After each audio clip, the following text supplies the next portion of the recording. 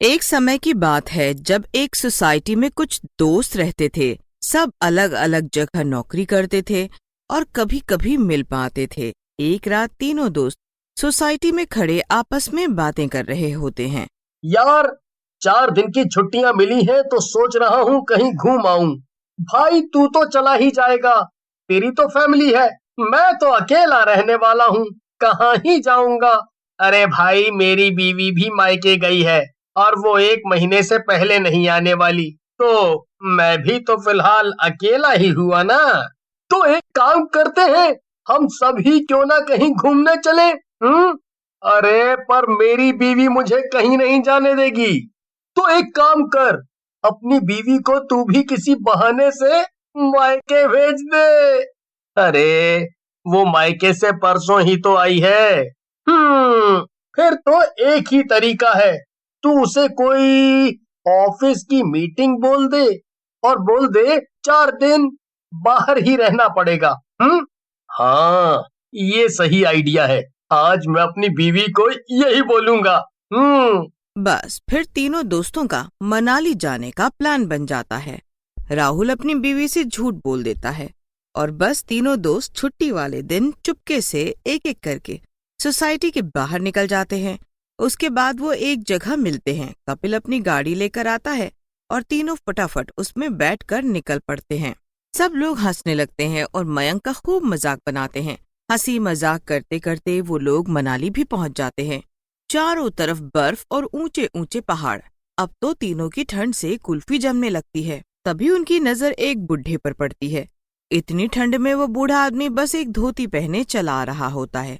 तीनों उस बड़े आदमी को ऐसे देख बड़े हैरान होते हैं। फिर वो उसे रोककर पूछते हैं, अरे बाबा, इतनी ठंड में ऐसे बिना कपड़ों के क्यों घूम रहे हो? मर जाओगे। मेरी चिंता मत करो, तुम अपनी चिंता करो। अब क्या मतलब? मतलब यही कि आगे पहाड़ खिसक गया है, तो उस तरफ जाना खतरे से खाली नहीं है। अब तुम ये जो इधर से रास्ता जा रहा है वहां को निकल जाओ। अरे पर हमें तो पता भी नहीं कि ये रास्ता कहाँ जा रहा है। अरे, तुम एकदम सही जगह पहुंच जाओगे, चिंता मत करो बिल्कुल। बूढ़े आदमी की बात मानकर कपिल गाड़ी दूसरे रास्ते की तरफ घुमा देता है। दूसरे रास्ते पर आते ही उनको कुछ अजीब लगता है। वो फिर वापस पीछे मुड़ते हैं तो बूढ़ा आदमी अचानक से गायब हो चुका होता है।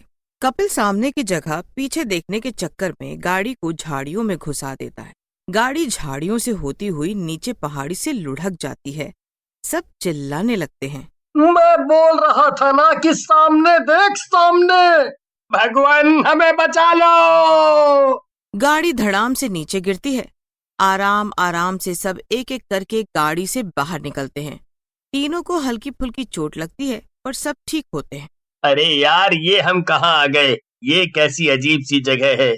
हाँ यार, ये इतनी खतरनाक सी जगह है और हमारी गाड़ी भी कहाँ फंस गई। मेरी तो अभी शादी भी नहीं हुई थी। आज तो मैं पक्का इस कपिल के चक्कर में मर ही जाता है। अरे, मैंने कोई जानकर गाड़ी यहाँ फंसाई है? वो बूढ़ा आदमी सच में गायब हो गया था। मैंने खुद उसे शीशे से गायब होते देखा था। देखो, ये वक्त अब इन सब बातों का नहीं है। एक तो हमारी गाड़ी फंस गई है, ऊपर से यहाँ आसपास कोई रहने की जगह भी नहीं दिख रही। पहले हमें कोई रहने की जगह ढूंढनी होगी, वरना आज रात हम ठंड से ही मर जाएंगे। तीनों दोस्त होटल की तलाश में आगे बढ़ते हैं पर उनको कोई होटल नहीं मिलता। फिर काफी आगे जाकर उनको कुछ घर दिखते हैं। तीनों बड़े खुश होते हैं और जाकर एक घर का दरवाजा खटखटाते हैं पर कोई भी दरवाजा नहीं खोलता। फिर आखिर में एक बड़ी ही सुंदर लड़की दरवाजा खोलती है।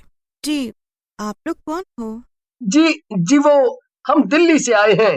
वो हमारी गाड़ी वहाँ पहाड़ी से गिरकर झाड़ियों में फंस गई। हमारे पास रहने की कोई जगह नहीं है। देखिए, ठंड बहुत ज्यादा है, कोई भी अपने घर का दरवाजा नहीं खोल रहा। हम रात को कहाँ जाएंगे? प्लीज एक रात हमें यहाँ रुकने दो। पर मेरे बाबा आ गए तो वो मुझे जान से मार डालेंगे। हाँ, मेरे बाबा अभी वो घर का सामान लेने गए हैं, कल तक आएंगे। अरे, तो बस सही है ना, कल तक हम यहाँ से चले जाएंगे, वो भी उनके आने से पहले। उनको पता भी नहीं चलेगा कि हम यहाँ हैं। वीणा बहुत डरी हुई होती है, पर उन तीनों दोस्त पर तरस खाकर उनको घर में रहने देती है। अंदर आकर तीनों को बड़ा सुकून मिलता है। रात को सब खाना खाकर सो जाते हैं। आधी रात हो जाती है और फिर एक आहट से मयंक की आंख खुल जाती है। मयंक देखता है कि वीणा एक बड़े से कटोरे में कुछ लेकर बाहर की तरफ जा रही होती है। मयंक से रहा नहीं जाता और वो वीणा का पीछा करते हुए एक बर्फीले घर तक पहुंच जाता है। वीणा बर्फीले घर के बाहर खड़ी होकर आवाज दे रही होती है। आवाज सुनकर बर्फीले घर से एक अजीब सा हाथ बाहर निकलता है, जो कि बहुत ही डरावना होता है। वीणा उसके हाथ में वो कटोरा रख देती है और हाथ अंदर वापस चला जाता है। मयंक दूर से ये सब देख रहा होता है। वीणा बाहर घर की तरफ आ जाती है और मयंक उसे देखकर छुप जाता है। वीणा के अंदर जाने के बाद अब मयंक को ये जानने की बेचैनी होती है कि आखिर उस बर्फीले घर में है कौन। मयंक उस बर्फीले घर की तरफ बढ़ता है और आवाज देने लगता है। कुकू, कुकू, कुकू। काफी आवाज देने पर भी उस बर्फीले घर से कोई बाहर नहीं आता। फिर मयंक को याद आता है कि वीणा कैसे आवाज दे रही थी। वो भी उसी तरह आवाज देने लगता है। आवाज देते ही बर्फीले घर से वही डरावना हाथ बाहर आता है, जिसे देखकर मयंक की हालत खराब हो जाती है। खाना, खाना। बार बार खाना मांगने पर भी जब मयंक उसे खाना नहीं देता तो वो हाथ मयंक का पैर पकड़ लेता है। मयंक बुरी तरह चिल्लाना शुरू कर देता है। मयंक के चिल्लाने की आवाज सुनकर सब उठ जाते हैं। सब हड़बड़ाते हुए मयंक को ढूंढते हैं, पर वो अपनी जगह ही नहीं होता। उसके बाद सब बाहर आकर देखते हैं, तब तक वो हाथ मयंक को अंदर ले जा चुका होता है। अब सब लोग मयंक को इधर उधर ढूंढने लगते हैं, पर मयंक का कहीं कुछ पता ही नहीं चलता। तुम दोनों परेशान मत हो, हम उसको मिलकर ढूंढते हैं। अब तीनों लोग आधी रात में मयंक को ढूंढने लगते हैं, पर उसका कोई पता ही नहीं लग पाता। ढूंढते ढूंढते सुबह हो जाती है और फिर वीणा की नजर बर्फीले घर के बाहर पड़े एक जूते पर पड़ती है। वीणा आगे बोलने ही वाली होती है कि इतने में उसके बाबा वहां आ जाते हैं और वीणा पर जोर से चिल्लाते हैं। बाबा, बाबा, वो रात को ये रास्ता भटक गए थे और अब इनका एक दोस्त बर्फीले घर में चला गया है। वाह, हो गया अनर्थ। ये सुनकर दोनों दोस्त के कान खड़े हो जाते हैं। उन्हें समझ में ही नहीं आ रहा होता कि आखिर ये सब हो क्या रहा है। उनकी हालत खराब हो जाती है।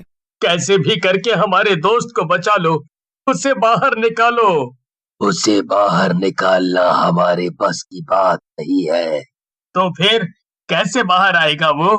उस भूत के अंदर होते हुए तुम्हारे दोस्त को बाहर निकालना नामुमकिन है, और वो भूत बस पूर्णिमा को 2 मिनट के लिए बाहर आता है, क्योंकि उसे चांद की रोशनी लेनी होती है। अब पूर्णिमा आज से ठीक 2 दिन बाद है। अगर उस 2 मिनट के अंदर तुम अपने दोस्त को बर्फीले घर से बाहर ले आए तो वो बच सकता है। ये तो बहुत मुश्किल है ना, पर आज तक हम भी पूर्णिमा की रात घर से बाहर नहीं निकले, तो ये बर्फीले घर के अंदर कैसे जाएंगे? कपिल और राहुल पूरी रात चिंता में निकाल देते हैं। उन्हें समझ ही नहीं आ रहा होता कि आखिर वो कैसे 2 मिनट में अपने दोस्त को उस भूत के बर्फीले घर के बाहर लेकर आए। 2 दिन ऐसे ही बीत जाते हैं। बस फिर सब भूत के बाहर आने का इंतजार करते हैं। जैसे ही आसमान में पूर्णिमा का चांद निकलता है और फिर पूरा भूत बर्फीले घर के बाहर आ जाता है। राहुल जल्दी से बर्फीले घर के अंदर जाता है। वहां देखता है कि मयंक के पैर बर्फ में जमे हुए हैं और वो हिल भी नहीं पा रहा है। राहुल जल्दी से अपना थैला निकालता है, जिसमें ढेर सारा नमक भरा हुआ होता है। वो मयंक के चारों तरफ अच्छे से नमक डाल देता है। उसके बाद वो भूत के अंदर जाने से पहले बाहर आ जाता है। भूत अब अपने बर्फीले घर में वापस चला जाता है। बस फिर चारों बाहर बैठकर इंतजार करते रहते हैं। अंदर धीरे धीरे मयंक के पैर के आसपास की बर्फ पिघल जाती है। जैसे ही फिर भूत की आंख लगती है, मयंक जल्दी से बाहर आ जाता है। मयंक के बाहर आने के बाद उसके दोस्त उसे गले लगा लेते हैं। अब तीनों दोस्तों के मन में ढेरों सवाल आ जाते हैं कि आखिर कौन था वो बूढ़ा जिसने पहले उन्हें गलत रास्ते भेजा और फिर उसी की बेटी ने उन्हें अपने घर में भी रखा। वो लड़की उस भूत को खाना क्यों देती थी और उन्हीं लोगों ने मयंक की जान बचाने में मदद क्यों की?